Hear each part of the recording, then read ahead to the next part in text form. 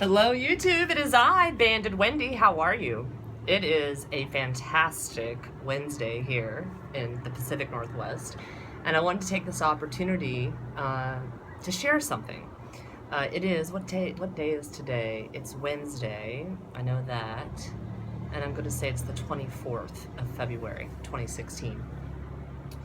And for those of you new to the channel, I had LAPBAND surgery March 23rd, 2009. So I'm 6 years and 11 months post-op, closing in on that 7-year mark soon, next month. And I'm a bariatric coach and educator. I own a bariatric business, WLS Success Matters. And so I have an opportunity to often be inspired. And when I can find time and I'm in the mode of being inspired by people like you, I find it's time to make a video. And I want to share a couple of things. This may or may not be specifically related to the LAPBAND. It probably is. But maybe if you're not a LAPBAND patient, you'll take something else from it too. So we have these LAPBANDs, right? So I guess this is a LAPBAND video. We have a LAPBAND that's been placed around our stomach, and it creates the stoma.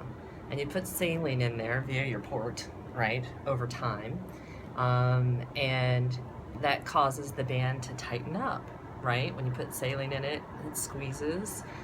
Imagine that squeeze becoming, the opening becoming the size of a straw, right? The opening of a straw. That's how your food goes through. And it's not about the restriction portion. It's not about the fact that you can't eat anything. And I share this because I see so often LAPBAND patients that are struggling with the concept of the green zone, that are struggling with the concept of having restriction, getting adjusted, need to be more tight. And I've made all those videos, you know, in the past.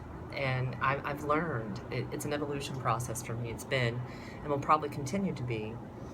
But you know, when I hear, the inspiration that came to me was that when I hear a weight loss surgery patient, a LAPBAND patient, has had saline removed from their band because they were too tight, because they were experiencing acid reflux, because they had a slip band, whatever the reason may be that they choose to and or need to take some saline out of their band, they get scared, right? I understand that. I do. I've been there. And the other thing that happens is this whole, well, I couldn't eat that before, so I'll eat bread. Or I couldn't eat that before, so I'll eat XYZ, right? And then tied to that is kind of that last meal mentality, right? That eventually I'm going to have more saline put back in my band. I will have that thing so tight I won't be able to eat XYZ. And I think that's all kind of a sketchy, slippery place to be living, right? And again, this has been about evolution for me. So, you know, what if, right? What if it was about making healthy choices? Right? We chose this procedure, the LAPBAND, because of, for me personally, portion control, to help me with portion control, but not to eliminate healthy habits, right? It was actually to create healthy habits. So I've said this before too, right? That, you know, I give credit to my LAPBAND. 30 to 40% of the work is done by my weight loss surgery tool, and the other 60 to 70% is done by me. And so it's a mental game, right? It's about letting go of the can'ts and, you know, I can't eat that, or the haven'ts, I have not been able to eat that since, and really creating a healthy relationship with food and nutrition and yourself, right?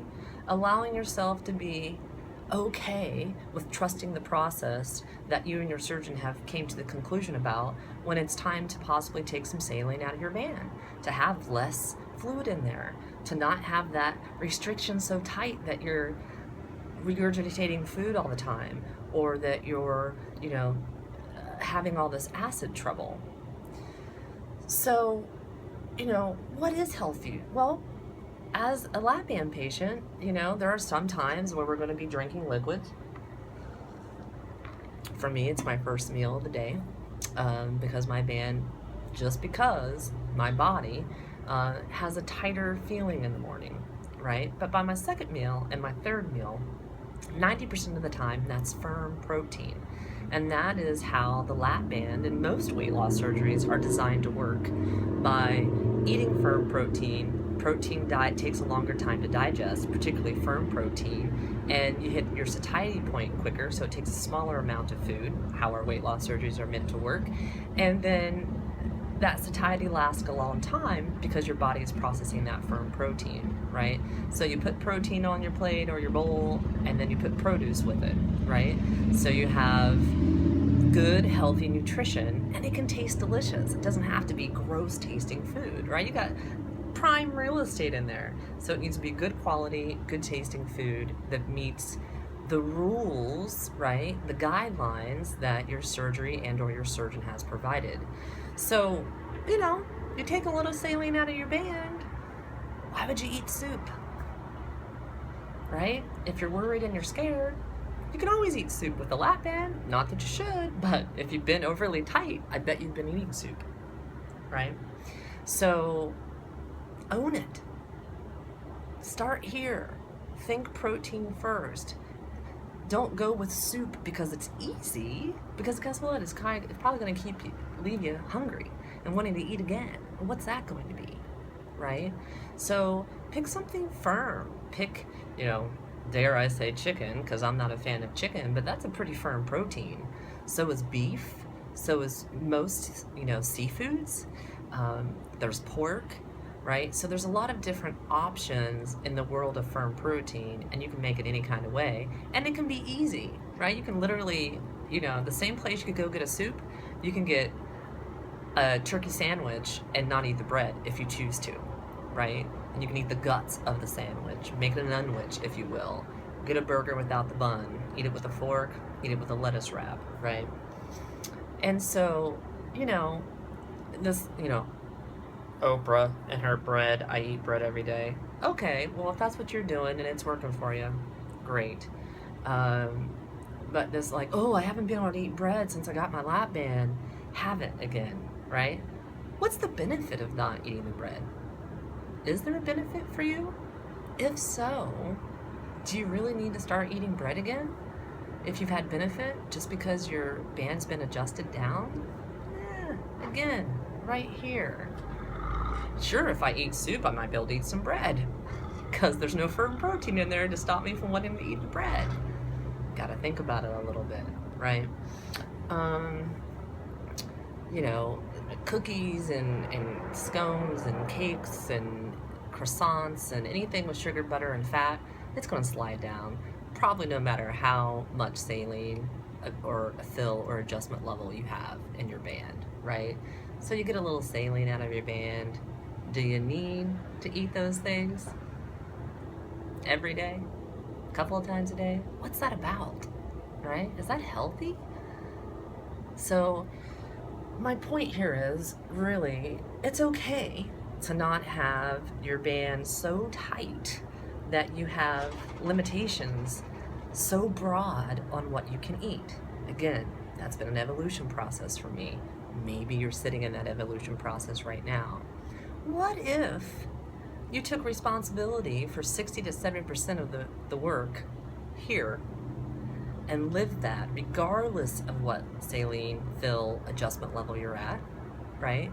And started working through what foods are healthy, nutritious, good quality, firm, work with my weight loss surgery, not against them, leaving me feel satisfied, not hungry, right?